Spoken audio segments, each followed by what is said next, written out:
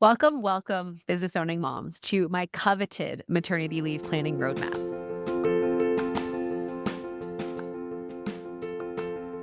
You guys are now in episode 4 of my roadmap series takeover.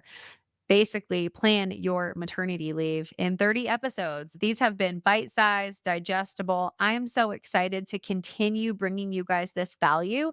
And quick reminder, if you want the entire series from soup to nuts with all of the templates and things that I share with our community, you can grab it for $29 over at mastermaternityleave.com/roadmap. So today we're talking about time. We're talking about time and money, which interestingly enough is often one of my clients' like least favorite things to talk about, even among some of the systems and the team management stuff. And what I want to just kind of bring to the table is most often what will happen is moms will tell me, well, I don't even know if I can afford to hire somebody to come in and support my maternity leave. We are going to answer that question today. We're not going to get deep into the details of financial preparedness. I do have a template related to planning your revenue and your expenses and all those things inside of our roadmap and inside of our bond program where I coach women one-on-one through this experience. And what I want to just give you is the high level TLDR on how you could do some of this math. So get out a piece of paper, or if you're driving, save this one for later and we can always help you with some of the more nitty-gritty details.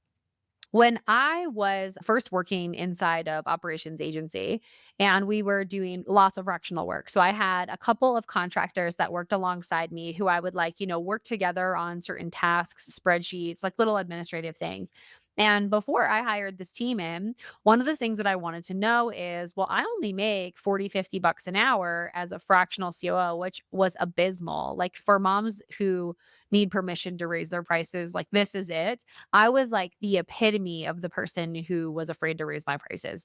And I remember talking to a coach of mine at the time, and he was charging $15,000 for a VIP day. And I was like, hey, man, I would really like to get to that level. How do you do that? And he was like, well, you just charge $15,000. And at first I thought it was like really callous. I was like, oh, must be easy for you.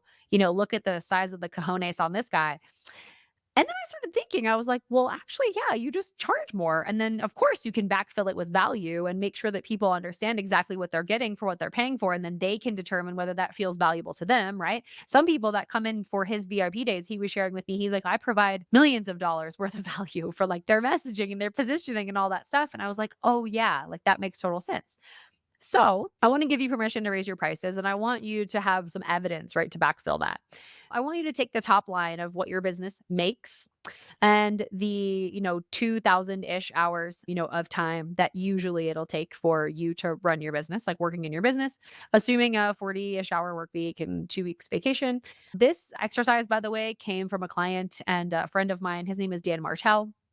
He wrote a fantastic book called Buy Back Your Time. This exercise is his little time audit and getting your hourly rate together.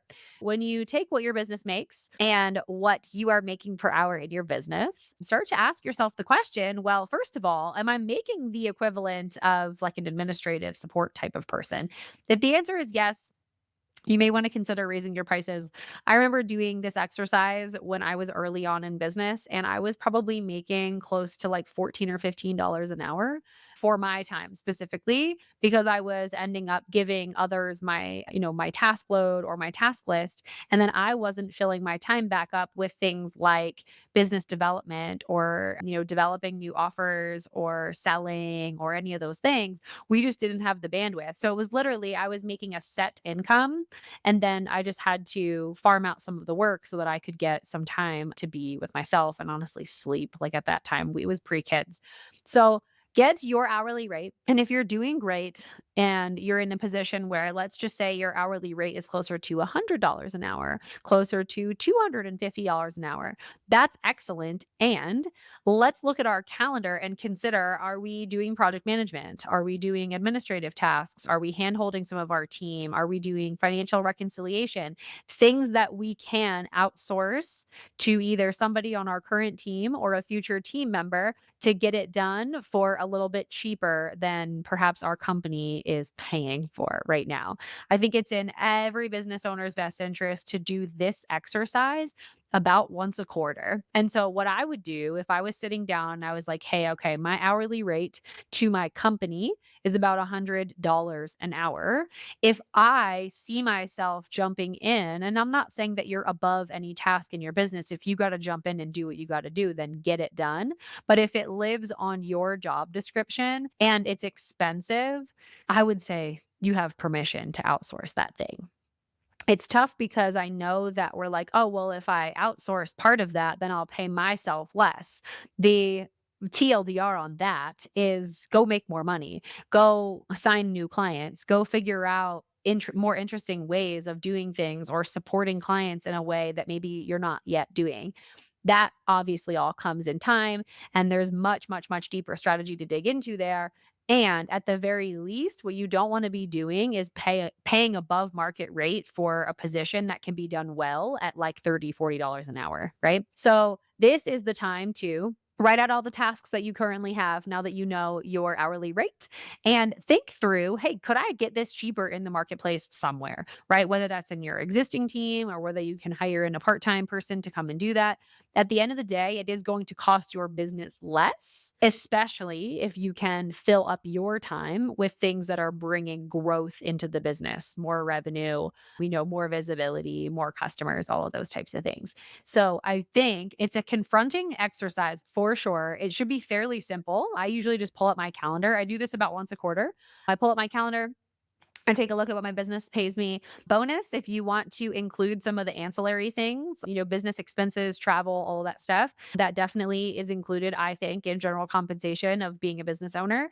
So make sure that you know what your number is and you know if the task list that you currently hold can be outsourced for a market rate that might be lower than what you're paying yourself. So that will be kind of that list, that first list of outsourceable things inside of the business that I actually think will start to bring some tangible next steps to this process. And hey, bonus, if you know a mom who is currently trying to conceive or expecting a kiddo and running a business, I would invite you to share the series with this mom. It's absolutely free. I'm going to do every single episode here on the podcast. And if they want to go and grab, or if you want to go, grab the full roadmap, all the things in one place, that is at mastermaternityleave.com/roadmap.